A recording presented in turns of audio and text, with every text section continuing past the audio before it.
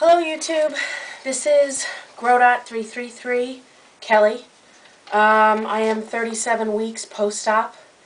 I am 239 pounds. I've been wanting to make this video all week, but I truly believe everything happens for a reason, and I'm glad that I waited till today. Monday and Tuesday, my anxiety level was very high. I was feeling extremely discouraged. Not that that's changed, but again, positive mental attitude. I need it. I count on it. Gotta have it. And I just feel better today. So I think I'm coming from a better place. So I think the video will be better. Okay. I took some notes. Hopefully this isn't too long, but I'm definitely feeling like I am vulnerable and putting it all out there in this video. Not that I don't always, because I kind of do, but I want to first say that I watch a lot of videos that are extremely inspiring, and everybody's story touches me in different ways, just like I hope mine will touch some of yours. But essentially, I try not to compare myself to others, that my journey is just that, my journey, and I have to grow from it. First, before I even start, I need to say congratulations to Felicia. I praise him 06. She has hit Wonderland. And I'm not going to dance yet. Sorry if I'm not dancing. I'm dancing inside, honey. But I will definitely, when you hit goal, I will dance for you. Also, something that has got me thinking for the last 2 weeks. I don't know if many of you watch Cabernet Queen. Actually, she's also on Proof Weight Loss Surgery Works, so I'm sure many of you have seen it, but she said something in her video, and I'm always constantly taking notes and doing quotes, and it really struck a chord, and it was, "Your vision will become clear only when you look in your heart. Who looks outside dreams. Who looks inside awakens." I don't know who the author is, but I think it's an amazing quote, and very true and profound, and something to think about. Okay, so, also I want to say that I was at the last year's Atlantic City meet and greet, which was a very intimate meet and greet. It was wonderful, great experience, but I heard this year, not only did they double and the tickets sold out in 3 weeks, but Mama Rose, Rosemary, and Antonia will be at the meet and greet, and I'm really excited to meet them. I'm just excited because it really is, the Atlantic City meet and greet was so intimate, and I'm friendly with a lot of the people that I met last year, and very good friends with a couple of them. Sin through thick and thin, and Melanie has really helped me on my journey because we share the same doctor, and I'm constantly frustrated with my health issues. So I guess that's a good segue. I watch a lot of videos, and I guess the part that I find that frustrates me, and I know that everybody means well and the intentions are good and everybody's journey is their own, but when I hear things like you have to do the work to get the results, you have to, you know, it works if you work it. I work my effing ass off. I follow the rules. I count my calories. I use myfitnesspal.com. I exhaust all resources, from nutritionists to psychologists to doctors. I joined a little while ago on Facebook, Back to Basics. I mean, I'm always looking for resources, anything to help myself out.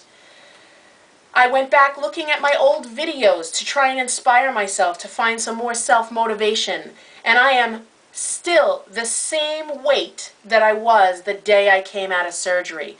I am 37 weeks post-op, and I am effing frustrated about that. Yes, going down 4 sizes is a non-scale victory, and I've had many non-scale victories. I'm not acknowledging them, but 0 pounds lost in 37 weeks is effing frustrating. I watch a lot of videos where a lot of you are saying, oh, I've hit a plateau, I lost 60 pounds and I haven't lost anything in 2 months, or I have lost 0 pounds in 9 months, people. 0 pounds. I have talked to my surgeon. I've talked to the doctor's office. Actually, my surgeon is not easy to get a hold of because he don't like me very much. I am no shrinking violet. I am my own advocate. I do my research. I did my research before I went to this surgery. I took 2 years to make this decision and chose the lap band because I didn't want something as invasive as the sleeve or the bypass. Not to say that that's not a great choice, but I gotta tell you, I'm not afraid of work. I mean, prior to my hysterectomy, I was doing 6 miles a day walking, but my walking pace, most people have to run to keep up with. I was lifting. The nutritionist told me stop lifting because with my PCOS, I'm not going to see the weight loss. I mean, I'm doing all that I need to be doing. I'm doing the things I need to do. I'm not perfect, but big picture, I'm doing the work and I'm not seeing the results. So I'm going to be changing doctors within my practice, that's for sure, because this one's not listening to me. I'm going to be saying I want an x-ray done to see if the band is in the right place. I have 7 cc's in a 10 cc Allergan band. I do have restriction, mostly just in the morning. It's very bizarre. I can throw up on my first bite of scrambled eggs, and then at dinner I could even eat bread if I choose to. It's very bizarre. But they say the band is finicky. Now, no, I don't normally eat bread. Listen, I was an athlete my whole life. I know the choices to make, but yes, I have the health issues. I am so sick of hearing that I am a medical anomaly. I'm really frustrated about it. Whether it's my endocrinologist, I've seen several specialists. You know, I had bronchitis and severe asthma in the winter, so they put me on steroids, which didn't help. Diabetes, PCOS, thyroid. You guys have heard it all. But man, when I tell you I'm effing pissed about it, I'm effing pissed about it because I need my body to start to cooperate. I have a positive mental attitude. I do the effing work. I say all the time, if I'm lying to anybody, I'm cheating myself if I do that. So if nothing else, I'm honest. And the nutritionists and the doctors that know me understand that. So I welcome any comments. I welcome any suggestions. And I gotta say, the outpour of love that I do get from the people that leave me comments, and I did post for the first time on Back to Basics. I got a lot of great, suggestions, which is, hey, thyroid sucks. It does suck, and you kind of just gotta stick with it. Let me reiterate, quitting will never be an option. I will never quit. I mean, what does quitting get you? Nowhere. I have 2 beautiful girls I need to get healthy for. But damn it, I expected a 10 to 15 pound loss by now. I don't think that's unrealistic, and neither does the nutritionist and the psychologist. To me, come on, 37 weeks, 10 to 15 pounds? Come on. So, I stand here at 37 weeks, the same as I was the day I got out of surgery. God help me. I pray on it on a regular basis. I get a ton of support. I mean, Sin through thick and thin. Her and I are constantly comparing notes because she's got the thyroid issue and we go over it and over it. I gotta tell you, people, I'm kind of pretty ticked off about it. I'm constantly thinking about the quote that I got through Sin from Thick and Thin, which has been my mantra, which is make today count. Every day before I hit that pillow, I ask myself, what have you done to make today count? And I try not to hit that pillow without able to count several things, to push myself forward, to get healthier, to lose the weight. And I know the scale is not the dictator of everything, but come on, people, 10 to 15 pounds, I'm not asking for unrealistic. Speaking of 10 to 15 pounds, I did get myself a gold dress. This is the dress that I would like to wear to the Atlantic City meet and greet. I'm going to be 40 this summer. I had my surgery, my lap band surgery, June of 2011, and I truly wanted to hit my goal on my 40th birthday, which is at the end of July. I have to now reevaluate and set different goals. Obviously, if I've gone 37 weeks and not lost an effing pound, I'm not going to be hitting my goal. I mean, I want to get into Wonderland, you know? I know you can feel my pain. I know you can understand. I just wish that there was something more that I can do to help myself. I'm following the path, and I'm going to keep going, and I'm going to keep knocking on doctors' doors until somebody figures out what's going on. The other thing that I'm going to show you, I have been reluctant, but I pulled these out because I felt like I needed to. I've talked before how I was an athlete my whole life, and I was not always heavy. I was in a severe car accident, which the doctor said that I'd never be able to play sports again. Thank goodness they were wrong, but I used to be very thin, and it took me a long time to recover, and that's where I gained a lot of weight.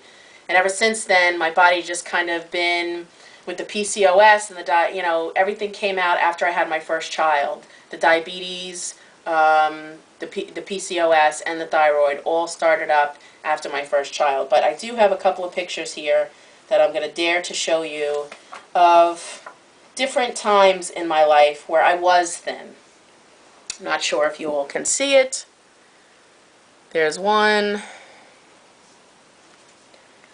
There's two. There's three. There's the last one that I'm going to show. Yes, that's a string bikini. I'm not looking to get there. You know, I would be happy at a size 12, 14. 12 preferably, but it's not about the size for me. It's about being healthy and looking healthy. I'm sick of people judging this book by its cover. I know it has nothing to do with me and everything to do with them and their issues. But I want to feel on the outside the way that I feel about myself on the inside. I mean, I am this thin, voluptuous, sexy mama, and I don't look like that in the mirror. But that's who I feel like on the inside, this vibrant spirit that just needs to bust out. And I don't know, guys. I don't want to babble. I don't want to discourage people either. You know, again, like they say, I'm the medical anomaly. This isn't most people's experience. But I do want to be a role model, and I think my behavior and my actions are what you would want for a role model, because I do follow the rules. I do the exercising. I am a good role model for my children and for other lap banders. It's just, people look at me and you'd never even know I had lap band surgery 37 weeks ago. So, I don't know, guys. This is probably more for me to hear, to talk to myself, than for any of you to get anything from. But there's got to be some people out there that can feel my pain, that maybe even have some obstacles like this. And if you do, man, I want to hear from you. I do. I want to hear from you. You know, my schedule doesn't help either. 12.5 hours out of my house. 2 young children, wife and mom. You know, an hour commute from work. None of it works well. But back to basics, I saw a woman that gets up at 3:30 to get her workouts in. A woman that's got 5 kids. And they're working it, and they're doing it, and they're getting results. So I'm not afraid of work. I'm willing to put the work in. The other thing that I'm going to do another video about, because it deserves it, is I watched the movie, ooh, I have it here. It is Fat, Sick, and Nearly Dead. Watched it on Hulu. It's about a man who had a disease, a very serious disease, and he wanted to cure it, and the doctors just gave him a ton of medications, which they do for me, and he juiced for 60 days. He lost 100 pounds, but he also set his body right. So realistically, I don't think I could do the 60 days, but I'd like to try 10. So when I get back from vacation, I'm leaving for vacation this weekend, and you know what? I'm not worried about gaining weight. Oddly enough, I'm going to Disney. I'm not worried about gaining weight. I am determined that I am going to get my exercise in, and I'm going to eat well. So I'm not worried about gaining weight. I'm hoping this will kickstart and make me lose a pound or two. I know, crazy. Going on vacation, you expect to lose? Yes. I'm saying with the law of attraction and my positive mental attitude, I'm going on vacation and I'm going to lose an effing pound. So it's recorded. Let's see what happens. Listen, you all have a great week. I'm going to do another video at some point about that movie. Talk to you. Bye.